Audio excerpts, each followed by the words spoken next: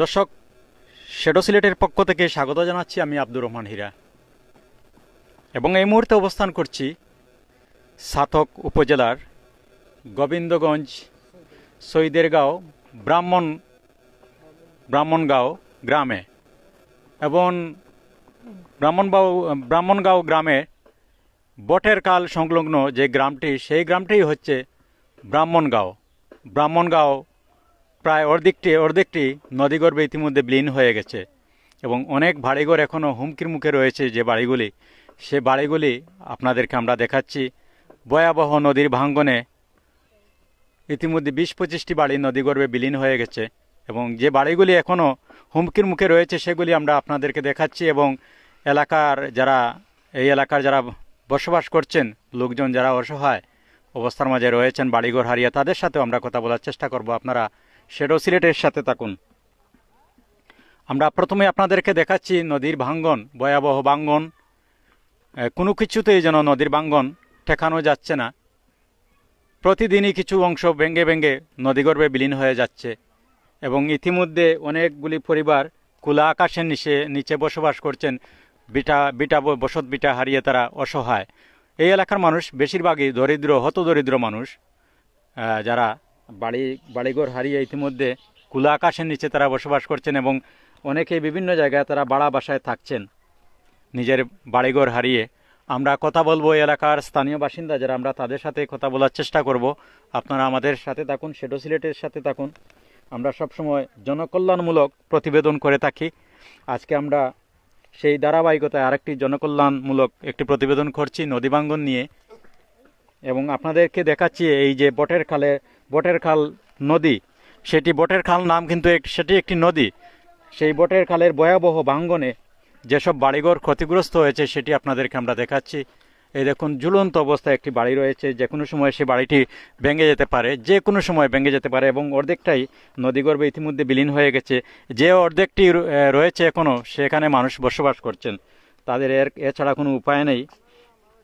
এই অংশটুকু যদি নদীগর্ভে বিলীন হয়ে যায়, তারাও খোলা আকাশের নিচে থাকতে হবে। আমরা কথা বলবো বর্তমানে এই ঝুঁকি নিয়ে যারা বসবাস করছেন এই ঘরে, আমরা তাদের সাথে কথা বলবো। দেখুন অবস্থা, যারা ঝুঁকি নিয়ে এই ঘরে বসবাস করছেন, আমরা ঘরের যে সদস্য রয়েছেন যারা বসবাস করছেন, আমরা তাদের সাথে কথা বলবো।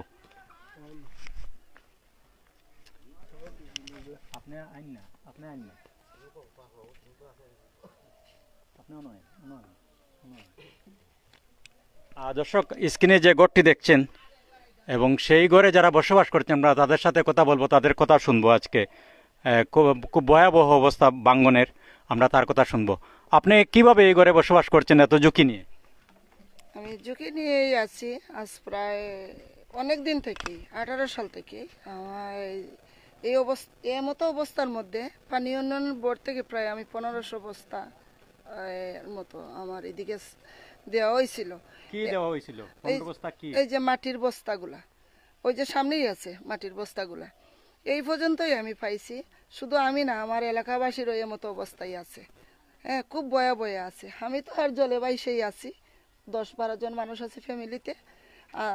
এরকম আশা নিয়ে আছি যদি একটু কাজ হয়, তাহলে আমার এই যে আমার হাজব্যান্ডের স্মৃতি, শেষ স্মৃতি, তাছাড়া আমার এই যে মনে করেন 40-50টা ফ্যামিলি আছে এই সাইডে দিয়া, তো সবাই এইরকম অবস্থার মধ্যে। তবে তার চেয়ে একটু বেশি আর এই এলাকাটা, স্কুলে রাস্তাঘাটে নাই, স্কুলের বাচ্চারা যাইতে পারে না, গর্ভবতী মা একজন এই রাস্তার দিকে যাইতে পারে না। যদি আর একটু কিছু, যে সরকারের আর যে জন্যই সামনে তখন না কেন, এইভাবে যদি একটু কাজ আমরা পাই, রাস্তাঘাটে একটু সুবিধা পাই, যে আমার বাচ্চারা যাইতে পারে স্কুলও, এই এলাকাবাসীর বাচ্চারা স্কুলও যাইতে পারে, আর একজন গর্ভবতী মাও যদি সুস্থভাবে যাইতে পারে রাস্তার দিকে, তাহলে একটু শান্তি পাইতাম। এলাকাবাসীর অবস্থাও এমতো অবস্থায়। আচ্ছা, আপনারা কি এই যে বাড়ি তো যে কোনো সময় ভেঙে পড়বে, যে কোনো অন্য জায়গায় বাড়ি করার কোনো চিন্তা ভাবনা আছে? মানে সেই সামর্থ্য আছে আপনাদের? আমাদের কোনো সামর্থ্য নাই, আমাদের এলাকাবাসীও খুব দুর্বল। এই অবস্থায় যদি একটু কাজকর্ম মনে করেন আয়, তাহলে আমার এলাকাবাসী সবাই বাঁচে। আমার এলাকাবাসীর চিন্তাধারা আমার খুব বেশি। 40-50টা ফ্যামিলি কি মানুষ কম? কেউই তো কোনো কিছু ভালোভাবে কাজকর্ম পাইতেছে না। এটাই অনুরোধ যে বর্তমানে যদি কিছুটা সাহায্য পাওয়া যায় কাজকর্মের, তাহলে অনেকটা ফ্যামিলি বাঁচে। অসংখ্য ধন্যবাদ। দর্শক, আমরা আরেকজন প্রবীণ মানুষ দেখছি এই এলাকার, ব্রাহ্মণগাঁও দিগলি ব্রাহ্মণগাঁও এলাকার যে একজন প্রবীণ মানুষ এই গ্রামের, আমরা তার সাথে কথা বলবো। আপনি যদি কিছু বলেন নদী ভাঙ্গন নিয়ে। নদী ভাঙ্গন নিয়ে আজকে অনেক দিন হয়েছে, আমরা তো বিপন্ন হয়ে আছি। এটা গরু বাছুর কোনো কিছু ফালতে পারি না, বাহির করতে পারি না, খুনতে পারি না। আমরা যে চলন্ত অবস্থায় যে গরুর মাসের ধান যদি ফসল ফলে তাহলে বাড়িতে আনতে পারি না, রাস্তা নাই, ঘাট নাই। আমরা এখানে বসে থাকি রাত্রে বা বেলায়, অনেক ভয় করে যে রাস্তাঘাটে অনেক মানুষ চলাফেরা করতে পারে না, বাড়ির মধ্যে দিয়ে যায়, মাঝে দিয়ে যায়। যে কোনো অবস্থায় আমরা যে চলন্ত অবস্থায় আছি, যে মানুষ হিসাবে বাস করার মতন কোনো অবস্থা নাই। এই সরকারে যদি তার পদ্ধতি নেয় তাহলে আমরা বাস করতে পারি না। হইলে আমরা এই যে দুরন্ত অবস্থায় আছে, কেউ বিদেশও না, কেউ কোনটা নাই, কোনো রকম খালি বসবাস করতেছি। দর্শক, এখানে যারা বসবাস করছেন, মানবেতর জীবনযাপন করছেন, তারা রাস্তা নেই, ঘর থেকে বের হওয়ার কোনো রাস্তা নেই, বিভিন্ন বাড়ির উপর দিয়ে চলাফেরা করতে হয়, নির্দিষ্ট কোনো রাস্তা নেই। সব রাস্তা যেগুলি ছিল সব নদীগর্ভে বিলীন হয়ে গেছে। শুধু তা নয়, 20-25টি বাড়ি নদীগর্ভে বিলীন, এবং সেই 20-25টি বাড়ি যারা বসবাস করতেন তারা অসহায় মানুষ, গরিব মানুষ, তারা অন্য জায়গায় বাড়ি করতে পারেননি। অনেকেই খোলা আকাশের নিচে এবং অনেকেই বিভিন্ন জায়গায় ভাড়া নিয়ে আছেন। এই দেখুন, যে অংশটুকু মাটির মধ্যে ছিল এখন ঝুলন্ত আছে, আর মাটি এই দেখুন নদীর দিকে চলে যাচ্ছে, নদীগর্ভে। শেষ পর্যন্ত এই বিল্ডিংটাও নদীগর্ভে চলে যাবে, নিচের অংশটুকু নেই। এই দেখুন কত ঝুঁকির মধ্যে তারা বসবাস করছেন। আমরা আরও কথা বলবো, এলাকার যারা স্থানীয় বাসিন্দা আছেন আমরা তাদের সাথে কথা বলবো। এই দেখুন অনেক লোকজন এখানে রয়েছেন, জমায়েত হয়েছেন, সবে তাদের বাড়িঘর হারিয়েছেন, অনেকেই এখানে আছেন। আর এবং অনেকেই বাড়িঘর এখন পর্যন্ত মানে ঝুলন্ত অবস্থা আছে, যে কোনো সময় বাড়িঘর নদীগর্ভে বিলীন হয়ে যেতে পারে অনেকের। এই অবস্থার মধ্যে লোকজন আছেন, আতঙ্কের মধ্যে নির্ঘুম রাত কাটাচ্ছেন অনেক লোক। আমরা গরু বাছুর পালতে পারি না, কোনো কিছু করতে পারি আপনি তো এই এলাকার স্থানীয় বাসিন্দা, আপনি যদি কিছু বলেন নদী ভাঙ্গন নিয়ে।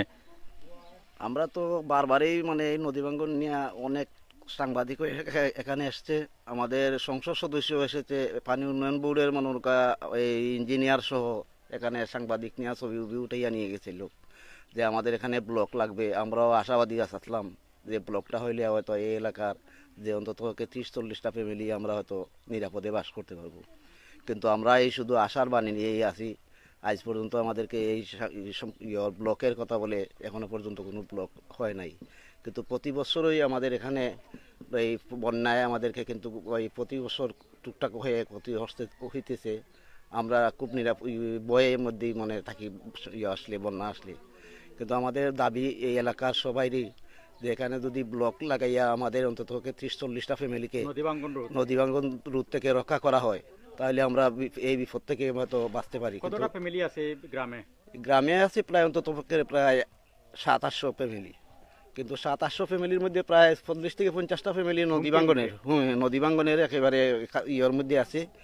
আমাদের রাস্তাঘাটেরও অসুবিধা হয়, রাত্রে চলাফেরা করতে অনেক সমস্যা। এই যে আগে একজনে বললো যে বাচ্চা কাচ্চা মানে স্কুলে যাইতে পারে না বর্ষার সিজন আসলে। তো এই সমস্ত সবগুলো বিবেচনা করে যদি আমাদেরকে এই মানবিক ইয়েটা কি যদি আমাদেরকে নদী এই ব্লক লাগাইয়া এই রাস্তাঘাটটা করা হয়, তাহলে আমরা এই বিপদ থেকে বাঁচতে পারি। কিন্তু আমাদের যে সামর্থ্য, এরকম কোনো সামর্থ্য নাই যে অন্য জায়গায় গিয়ে আবার এইগুলা মানে বাড়িঘর করার মতো। প্রায় এই 40টা ফ্যামিলি সবাই মানে নিম্ন আয়ের লোক।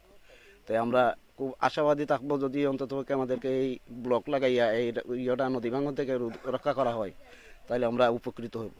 অসংখ্য ধন্যবাদ। দর্শক, আমরা আপনাদেরকে আরও দেখাচ্ছি এবং আরও আমরা কথা বলবো। এলাকার স্থানীয় বাসিন্দা যারা আছেন আমরা তাদের সাথে কথা বলবো। এই দেখুন বাড়িটি যখন নির্মাণ হয়, কত বছর আগে বিল্ডিংটি নির্মাণ হয়েছিল? দর্শক, 2002 সালে বিল্ডিংটি নির্মাণ হয়েছিল। 22 বছরের ব্যবধানে এই হচ্ছে অবস্থা বিল্ডিংয়ের। এই হচ্ছে অবস্থা। এই দেখুন বিল্ডিংয়ের অংশ, বিল্ডিং কোথায় ছিল, এই হচ্ছে এখান পর্যন্ত ছিল বিল্ডিংটি, কিন্তু ভেঙে ভেঙে একদম সবগুলি রুম শেষ, ভেঙে ভেঙে এখন যে অংশটুকু আছে সেই অংশটুকু মানে তারা ব্যবহার করছেন, বসবাস করছেন ঝুঁকিতে। এই দেখুন আরেকটি পিলার জয়েন্ট ছুটে গেছে, ছিঁড়ে গেছে, মানে আলাদা হয়ে গেছে পিলার এবং গড় থেকে। এই দেখুন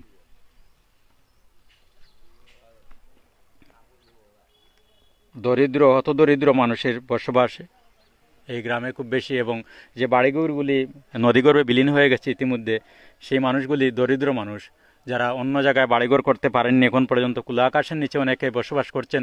আমরা শুনেছি একটু আগে একজন বলছেন যে কেউ রাস্তায় বসবাস করছেন কোনো মতে, এবং কেউ ভাড়া নিয়ে আছেন অন্য বাসায়, কিন্তু কেউ এখন পর্যন্ত স্থায়ী বাড়িঘর করতে পারেনি।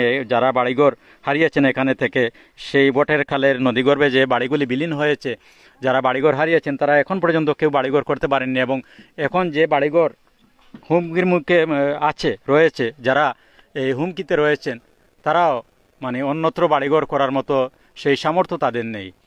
তো আমরা আমাদের শ্যাডো সিলেটের মাধ্যমে পানি উন্নয়ন বোর্ডের কর্মকর্তাদের দৃষ্টি আকর্ষণ করছি, এই এলাকার মানুষের যে বটের খালের যে ভয়াবহ ভাঙ্গন, সেটি রোধকল্পে আপনাদের সুদৃষ্টি কামনা করছি আমরা। আপনারা এই এলাকার মানুষের কষ্ট লাঘবে কাজ করুন, আপনাদের সাহায্যের হাত বাড়িয়ে দিন, এবং যারা বিত্তশালীও আছেন আমরা আপনাদেরকেও অনুরোধ করছি এই এলাকার মানুষের পাশে দাঁড়ান। অত্যন্ত অসহায় অবস্থার মধ্যে এই এলাকার মানুষ বসবাস করছেন। বিশেষ করে তাদের রাস্তাঘাট নেই, তারা খুব কষ্ট করে যাতায়াত করেন, বিভিন্ন বাড়ির উপর দিয়ে, বিভিন্ন কেউ ঘরের ভিতর দিয়ে ঢুকে অন্য ঘরে অন্য ঘরে যান। সেই মানে বাড়ির উঠান পর্যন্ত নদীগর্ভে বিলীন হয়ে গেছে, শুধুমাত্র গড়টি আছে। এই যে একটি গড় দেখছি আমরা, তাদের বের হওয়ার কোনো রাস্তা নেই, অন্য বাড়ির উপর দিয়ে যেতে হয়। তারা সেই মানবেতর জীবনযাপন করছেন এই এলাকার মানুষ। আমরা আরও কথা বলবো, এলাকার যারা স্থানীয় বাসিন্দা আছেন আমরা তাদের সাথে কথা বলবো। এই দেখুন নদীর ভাঙ্গন, কিভাবে নদী ভাঙছে। আপনি যদি একটু দেখান আমাদের, কথা বলে আমরা একটু দেখি, এবং কতটাই বাড়ি ইতিমধ্যে নদীগর্ভে বিলীন হয়েছে আপনি একটু বলেন। এখানে তা আমি বলেছিলাম যে প্রায় 30 বছর আগ থেকে আসলে এখানে নদী ভাঙ্গন শুরু হয়েছিল এবং এখনও চলমান রয়েছে, এবং এইখানে প্রায় 20 থেকে 25 ঘর আসলে বাড়ি চলে গেছে নদীগর্ভে, এবং অনেক জায়গা জমি ছিল এবং তাদের গরুর খামার ছিল, এগুলো আসলে নদীগর্ভে বিলীন হয়ে গিয়েছে। আর এই সবচেয়ে দুঃখের যে বিষয়টি হচ্ছে, এই এলাকার বেশিরভাগ মানুষ হচ্ছে শ্রমজীবী এবং মৎস্যজীবী, যাদের আর্থিক সক্ষমতা খুবই কম। তারা আসলে এই বাড়িগুলো যদি আবার চলে যায়, তাহলে তারা খোলা আকাশের নিচে আসলে বাস্তবিক করতেই তাদেরকে থাকতে হবে। তো আমরা আশা করি যে এই প্রান্তিক জনগোষ্ঠীকে আসলে মূলধারায় নিয়ে আসার জন্যে তাদেরকে বর্তমান সরকার যদি একটি পৃষ্ঠপোষকতা করেন, এবং তাদের এই পাশে কিন্তু সবচেয়ে আরও বেশি সমস্যা হচ্ছে যে এখানে যদি কেউ অসুস্থ হয় তা তাকে নিয়ে যাওয়ার জন্য আসলে খুব সুব্যবস্থা নেই। তো এবং বাচ্চাদের স্কুলে যাওয়ার খুব অসুবিধা হচ্ছে, এবং আমরা আশা করি যে বিগত বছরগুলো যা হয়েছে, এখন নতুন সরকার আসছে, আমরা চাই যে তারা এই প্রান্তিক মানুষগুলোর দুঃখ কষ্টকে একটু লাঘব করার চেষ্টা করবেন। এবং আসলে প্রত্যেক সরকার আসে যায়, মানুষের ভোট নিয়ে যায়, স্বপ্ন দেখায়, কিন্তু আসলে বাস্তবিকতে কোনো কাজ হয় না, তাদের কল্যাণে কোনো কাজ হয় না। এলাকার মানুষ কিন্তু চায় না যে আমাদেরকে টাকা দেন প্রত্যেক মাসে, আমাদেরকে এইটা করে দেন ওইটা করে দেন। তাদের হচ্ছে আমার যে পৈতৃক ভিটা যেটা আছে সেটা যেন সমুন্নত থাকে, সেটা সমুন্নত রাখার জন্যে যথাযথ কর্তৃপক্ষ যাতে ব্যবস্থা গ্রহণ করেন সেই আশা ব্যক্ত করছি। অসংখ্য ধন্যবাদ আপনাকে। দর্শক, আমরা আপনাদেরকে ভাঙ্গনের যে আরও কিছু অংশ আপনাদেরকে দেখাচ্ছি।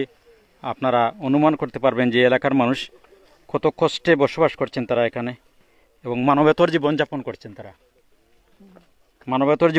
করছেন এই এলাকার মানুষ। রাস্তাঘাট নেই। আমরা আরও একটু যে ভয়াবহ ভাঙ্গন সেটি আপনাদেরকে দেখাচ্ছি, এবং ভাঙ্গন রোধে কী ধরনের ব্যবস্থা নেওয়া হচ্ছে বর্তমান চিত্রটি আপনাদেরকে আমরা তুলে ধরছি। আপনারা আমাদের সাথে থাকুন, শ্যাডো সিলেটের সাথে থাকুন। আমরা সবসময় জনকল্যাণমূলক প্রতিবেদন করে থাকি, তারই ধারাবাহিকতায় আমরা আজকে এই এলাকার মানুষের কষ্ট দেখে দুঃখ দুর্দশা দেখে আমরা এই প্রতিবেদনটি শুরু করেছি। এলাকার মানুষদেরকে নিয়ে অনেক লোকজন এখানে রয়েছেন, তারা আসছেন এবং সবাই ক্ষতিগ্রস্ত। নদী পাড়ের মানুষগুলা সবাই ক্ষতিগ্রস্ত এবং এখানে কেউ বিত্তশালী নয়, সবাই হতদরিদ্র মানুষ, দিনমজুর মানুষ। তারা নির্ঘুম রাত কাটাচ্ছেন। এই নদী পাড়ের মানুষগুলি প্রতিদিনই তারা নির্ঘুম রাত কাটাচ্ছেন। তারা যদি বাড়িটি হারিয়ে যায়, অন্য জায়গায় যে গিয়ে তারা বাড়িঘর করবেন সেই সামর্থ্য তাদের নেই। দর্শক, আমরা বাঙ্গনের কিছু চিত্র আপনাদেরকে দেখাচ্ছি। ভয় লাগে সেই বাঙ্গনটুকু দেখলে, ভয়াবহ বাঙ্গন, এবং প্রতিদিনই কিছু কিছু অংশ ভেঙে ভেঙে নদীতে পড়ছে। এই দেখুন আপনারা, প্রতিদিন কিছু কিছু অংশ নদী ভেঙে পড়ছে নদীতে। বাঙ্গনে যে ব্যবস্থা নেওয়া হয়েছে বাঙ্গন রোধ করার জন্য, সেই ব্যবস্থাটুকু আপনাদেরকে দেখাচ্ছি। যে বস্তাগুলি দেওয়া হয়েছে, বালির বস্তা, সেগুলিও নিচ দিয়ে চলে যাচ্ছে। আমরা আপনাদেরকে দেখাচ্ছি কি ভয়াবহ বাঙ্গন, ভয় লাগে সেই বাঙ্গনগুলি দেখলে। আরও আপনাদেরকে দেখাচ্ছি আমরা যে বাঙ্গন রোধে যে ব্যবস্থা নেওয়া হয়েছে সেটি নিয়ে নদীগর্ভে চলে যাচ্ছে সেগুলিও। তাহলে কিভাবে এই বাঙ্গন রোধ করা যায়? সরকারের হস্তক্ষেপ ছাড়া এই বাঙ্গন রোধ করা সম্ভব নয়। এই দেখুন, আমরা একটি বাড়িতে আছি এখন, অবস্থা দেখুন আপনারা। আমরা আপনাদেরকে দেখাচ্ছি বাঙ্গন রোধে যে ব্যবস্থা নেওয়া হয়েছে সেগুলিও নিচের দিকে চলে যাচ্ছে, মানে কোনো অবস্থাতেই বাঙ্গন রোধ করা যাচ্ছে না। চাতক উপজেলার গোবিন্দগঞ্জ চৈদেরগাঁও ইউনিয়নের দিগলি ব্রাহ্মণগাঁও গ্রাম থেকে আপনাদের আজকের এই বাঙ্গনের চিত্রগুলি দেখাচ্ছি। এই দেখুন, অনেক বড় বড় বস্তা ফেলা হয়েছে এখানে, কিন্তু তাতেও কাজ হচ্ছে না। এই দেখুন কি ভয়াবহ বাঙ্গন, এই দেখুন কি ভয়াবহ বাঙ্গন, ভয় লাগছে। একদিকে বস্তা ফেলা হয়েছে, কিন্তু বস্তা সহ নিচের দিকে তলিয়ে যাচ্ছে নদীতে সব কিছু।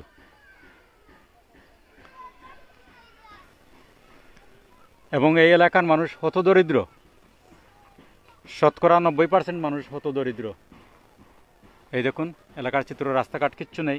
এই যে পথচারীরা যাচ্ছেন বাড়ির উপর দিয়ে, এই বাড়িও নদীগর্ভে। এই যে বাড়িটি দেখছেন এটিও নদীগর্ভে বিলীন হয়ে গেছে, তারা অন্যত্র সরে গেছেন। এই দেখুন, এটা একটি বসত বাড়ি ছিল, অনেক পুরাতন একটি বাড়ি। সেই বাড়িটি বটের কালের নদীগর্ভে বিলীন হয়ে গেছে এবং অনেকেই খোলা আকাশের নিচে বসবাস করছেন, অনেকেই আবার অন্যত্র বাড়া বাসায় থাকছেন। এই ব্যাপারে যদি কিছু বলেন আপনি, কারা কারা, দুই একটি ফ্যামিলির নাম যদি বলেন যে কারা কারা অন্য বাসায় থাকছেন, খোলা আকাশের নিচে বসবাস করছেন, দুই একজনের নাম যদি বলেন আপনি। এখানে রইসুদ্দিন নামে একজন ব্যক্তি ছিলেন, তিনি খুব অসহায়। ওনার 2টা প্রতিবন্ধী বাচ্চা ছিল, সেই বাচ্চাকে নিয়ে আসলে উনি খুব মানবেতর জীবনযাপন করছেন এখনও।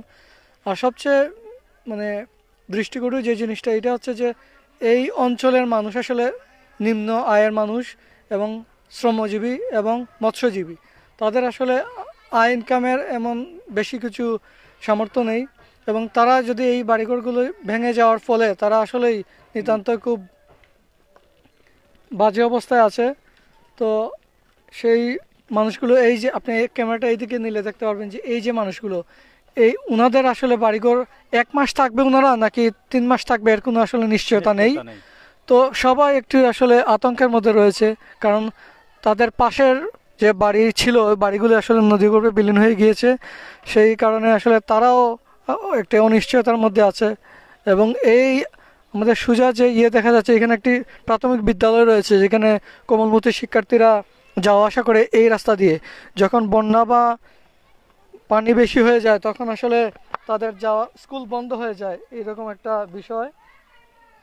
এবং সেই সাথে হচ্ছে যে এই যে বছরের পর বছর আসলে এই জায়গাগুলো নদীগর্ভে চলে যাচ্ছে, আসলে কেউ কর্ণপাত করতেছে না, যেটা আসলে খুবই দুঃখজনক।